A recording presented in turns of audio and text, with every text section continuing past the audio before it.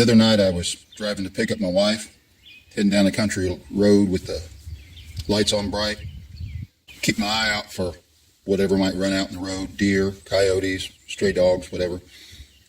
And lo and behold, I'm passing a mailbox, and there was a great big buck standing right next to the mailbox. Man, when I passed him, he had to be no more than 3 feet from my driver's window. Don't know for sure, but he was at least 12 point big.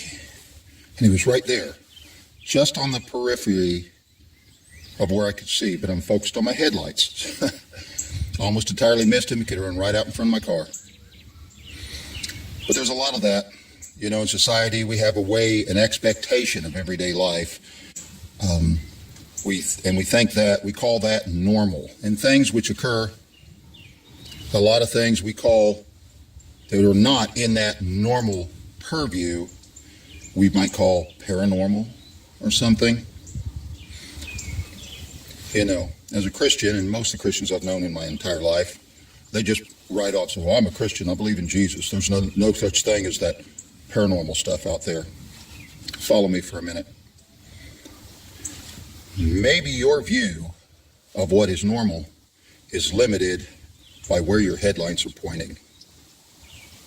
Maybe there's a lot of things that are not paranormal, they're not extra normal, they're actually part of normal. You're just not used to seeing them. For instance, we have a lot of plants in our garden that we grow, and we do a lot of research on what we plant.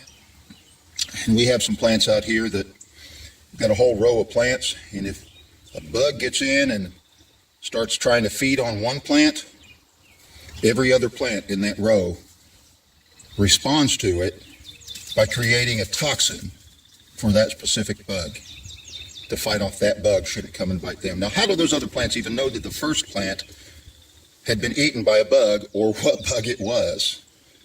Plants don't have a brain. But there's something going on there. And it goes on every day all around us. And we just don't notice it because it's not in our purview.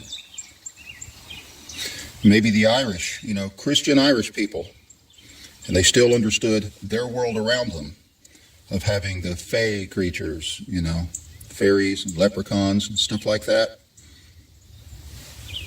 Maybe there is something to all that. Maybe that's where Sasquatch is. Maybe there's a lot of other so-called paranormal things that are actually just part of the normal world. They're just not in your purview.